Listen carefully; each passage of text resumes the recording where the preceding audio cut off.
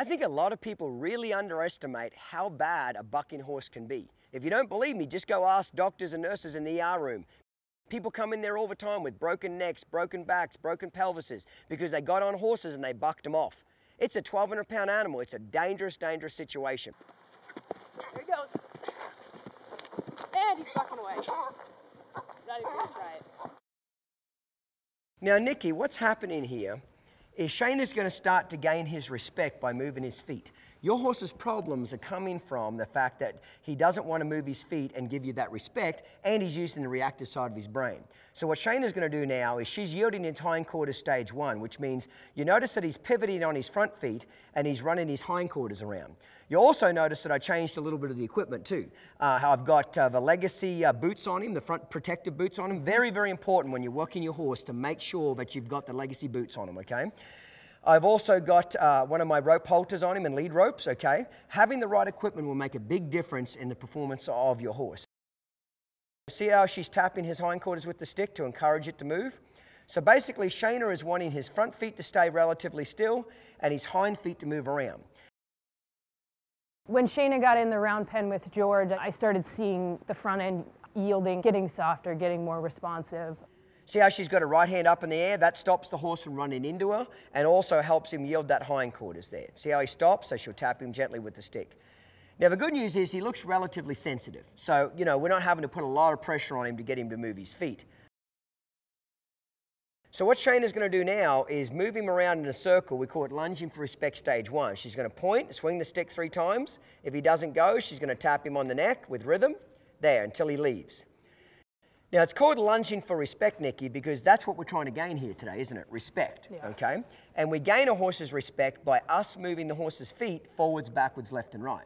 And that's why we're doing this in a series of exercises. You know, like Nikki out in the pasture, you'll see horses chase each other around and the horses will move each other's feet. That's because the dominant horse in the pasture is #1 in the pecking order because he can move the other horse's feet.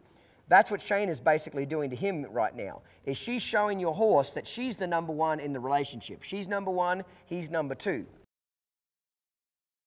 Horses love to push us around with their head, neck, and shoulders. This exercise does the opposite, doesn't it? It makes them what? Yield that head, neck, and shoulders. Yep. Now, Shayna, go ahead now and do lunging for respect stage 2. Now, what you're going to notice now is Shayna's going to step out in front of the horse and try to get that front end to move away and do like a rollback. Just like a cutting horse, Yeah. You'll notice a cutting horse stops and pivots 180 degrees and goes back the other way. Well, that's kind of what we want this horse to do. Now, he's not very good now, of course, but as we work with him, he'll get better at it. If you notice, there's 6 steps to how she's changing direction. The first step is she's going to turn her palm up. The second step is she puts the stick in her hand. The third step is she slides her hand down the rope. 4th step is she steps in front. And 5th step, she points up high and then she swings towards his head and neck. Now, right now, he kind of kicks his butt out when she asked him to change directions. And that's normal in the beginning. But eventually, she's trying to get that to where he locks his rear end down and he brings that front end through. Gotcha. The more you change directions the way that Shane is doing right now, the more you get the horse's focus back on you. So right now, as soon as she steps, he's not really listening. Now, right now, he's not doing real good. See how she pulls him off his feet there? Yep. But again, sometimes you got to go through a little ugliness to get to the good stuff. There, oh, I love how he jumped that front end away. Oh, there we go. Oh, I love that. Ah, that was a little better.